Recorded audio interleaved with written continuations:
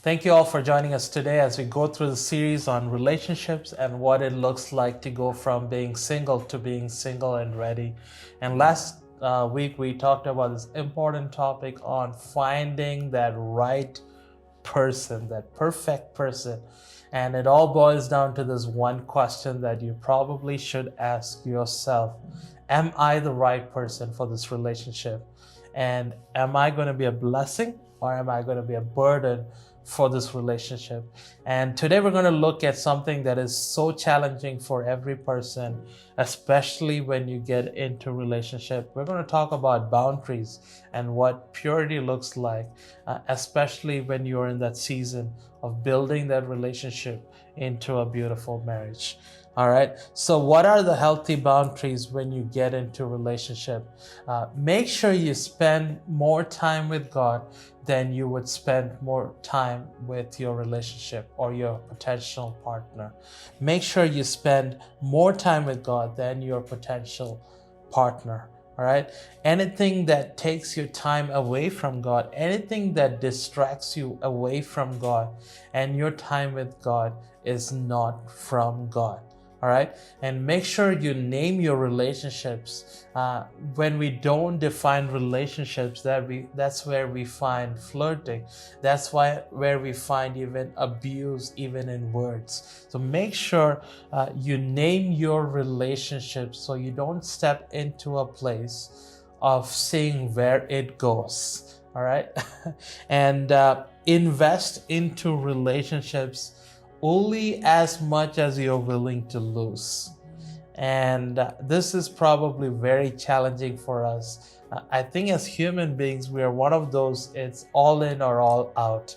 And sometimes boundaries, as a culture even, we go against this boundary concept but invest into relationships only as much as you're willing to lose. All right. Don't give away what you wish you could keep for the one that you're ultimately going to get married to. Don't sell yourself cheap just because you want to be in this relationship, just because you want to test it out, just because you want it so bad that you hope that it will work out at the end. And especially when you are in this mode of relationships, we can confuse love quite a bit.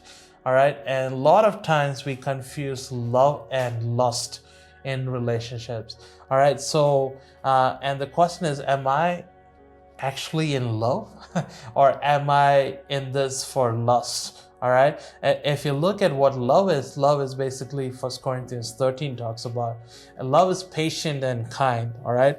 Love refuses to be jealous. All right. It cares more for others than it cares for themselves. All right. Love doesn't want what it doesn't have. Love doesn't force itself on others. Love is not easily irritated or is easily offended. Love isn't always me first. Love is a safe place of shelter. Love never gives up. All right. But if you are in a place of relationship where it's starting or it's already in a place of lust is not patient or kind. All right. Lust is always jealous of one thing or the other. Lust isolates you from community, from your family, from your friends. And lust will force you to do things that you wouldn't do otherwise. Lust will force you to do things that are contrary to your moral beliefs. All right. Lust will keep you in relationship with shame and disrespect. Lust is easily irritated, easily offended. All right. So if you're hearing words that are already happening in your relationships, and now you have a marker for, am I in this relationship because of love or is it lust? Is it covenant love or is it just feelings that I have no control over? All right. And lust will always take you to a place of isolation, that you start believing that you have no other choice but to stay in the relationship and hopefully it will work out. All right. So lust always gets to that place where that it would isolate both of you from everyone else, everything else, and everything else that you do in relationship becomes so obsessive and manipulative. Yeah. And if you look at it, love always covers, but lust will expose. This is the place in relationships where, when we are meant to cover the weakness of each other, now you're in a place of exposing. Hey, you did this, you have to stay in the relationship. We did this, you have to stay in the relationship. All right. And a lot of times we quote this like the enemy comes to steal, kill, and destroy. But a lot of times, even in relationships, we do that. We allow the enemy to take our joy away. We allow the enemy to take patience out, the kindness out. We allow the enemy to isolate us. And don't get to that place where you give permission for the enemy to steal, kill, and destroy you and take you away even from God and distract you away from God. And don't get to that place where that someone is so obsessed about you that they can rule and manipulate every decision of your life. If you are in that place, you have already gone past that healthy boundary that God has set for you. Yeah. And boundaries actually just a posture of our hearts, Yeah. It is a clear restriction that we put on ourselves to keep us from temptation that would actually lead us to sin. And it is important to have boundaries because the person that you are with does not belong to you until and unless you say, I do. Yeah. So this could be somebody's potential spouse. And they are you, while in that dating relationship, they are your brother and your sister in Christ. So it is very important to have that emotional and physical boundaries with the person that you are dating. Now here, many times we hear the question, how far is too far? And I think the question should actually be, how do I honor God in my relationship? It shouldn't be how close can I get to the line of sin without actually sinning. So there needs to be a rephrasing of that question. How do I honor God? Because when we say how far is too far, it's mostly like me-centered. Rather than when we say, how do I honor God in this relationship? It becomes God-centered. And you go from the point of fleeing sexual immorality, because the Bible is very clear about that. Flee from sexual immorality. And when you find yourself in that situation, God's always going to give you a way out.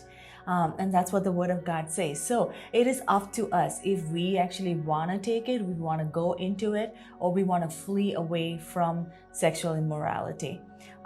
Something that would actually lead you to lust is not something that you really want to dabble in, because the line of temptation is going to be like way ahead than actually the line of sin.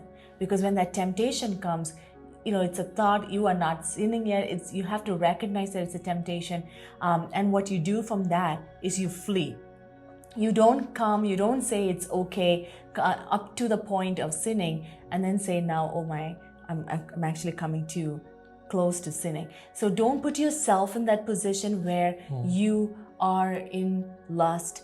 Don't put yourself in a position, for example, don't get into a romantic situation in the absence of community, because that, it can actually lead into way more than what you actually intended it to be. Another thing is the goal of dating is to actually evaluate if the person that you are with is the right one for you. You are evaluating it. And if you don't date with purity, you are actually adding things into the mix that can cloud your way of thinking. So don't sabotage your relationship by adding in things that can cloud your decision making. So date with purity and honor God in every relationship. In your relationship, realize that God is the number one. Honor Him. Be confident in doing what is right, and respect the boundary of the other Yeah. person. Don't try to push the boundary of the other person. Another thing that might be helpful is to actually come together as a couple and talk about your boundaries, talk about what you guys are comfortable with, write it down, and have somebody else accountable to you.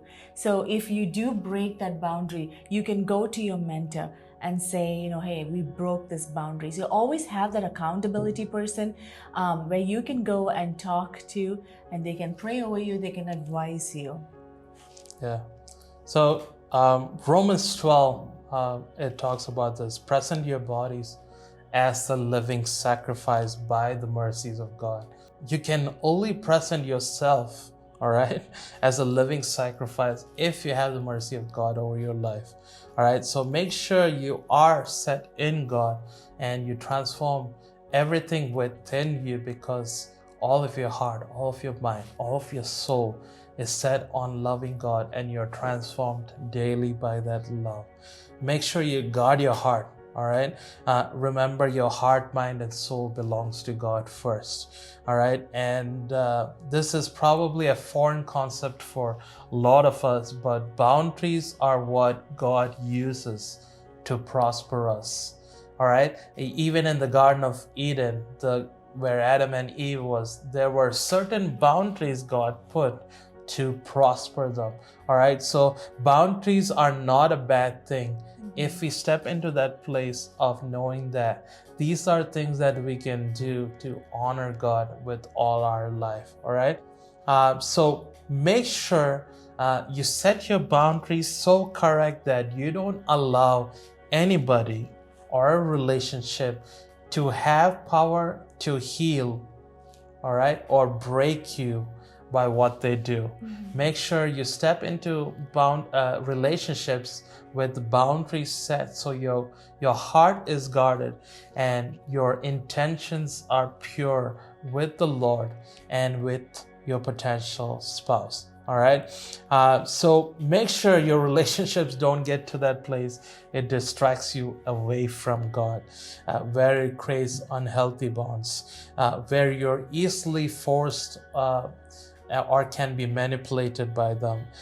Don't get to that place where you can be easily isolated.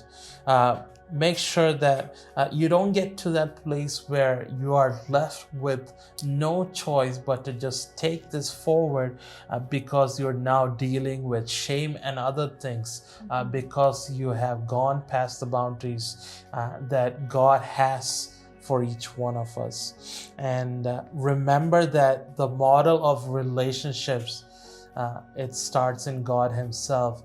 If you look at God Himself and how God the Father, the Son, and the Spirit works, the model of relationship that heaven is set up for us is a model of honor. All right. And as much as we look at it as why do I need boundaries? I know myself more than you know me. Boundaries are a blessing. Boundaries is what God uses to prosper us individually and even as a relationship. All right. So I hope that this blesses you. And if you are in a season of relationships or you are thinking about getting into one, I pray that you would take time to ask God, what are the boundaries that you have for my life? It could be different things for different people. So ask God, what are those boundaries? And ask God, give me that mercy of God that you're talking about in Romans 12, that you present your bodies as a living sacrifice by the mercies of God. Give me a portion of that mercy that I can actually live this out individually and even as I step into relationships. Remember, go back to God. He is our first model, and boundaries is something that He set to prosper us. Thank you again for watching us, and we'll see you next week.